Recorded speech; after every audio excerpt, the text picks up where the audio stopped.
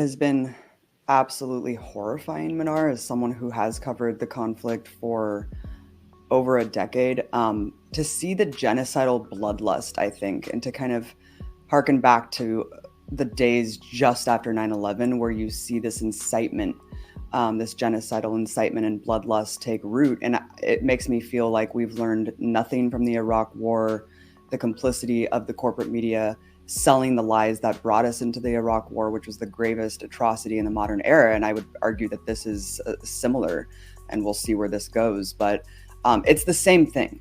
It's the same thing. And it just keeps getting worse because the more egregious Israel's crimes become and the more widespread, I mean, people are all watching this real time be live streamed in their devices in their hands. And so it feels much more dystopian.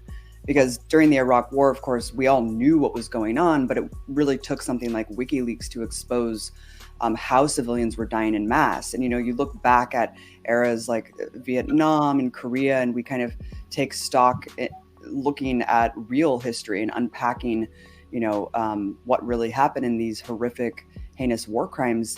But this is happening real time. There are My massacres happening every day. Right, there are Abu Ghraib's mass torture of these men, stripping down. We don't even know the scope and scale of what's happening because all the journalists are being targeted and killed. But just the images that we're seeing coming out of Gaza today is atrocious. It's despicable. It makes me sick to my stomach. And I look at the swath of corporate media reporters in just horror that how could they be reporting this?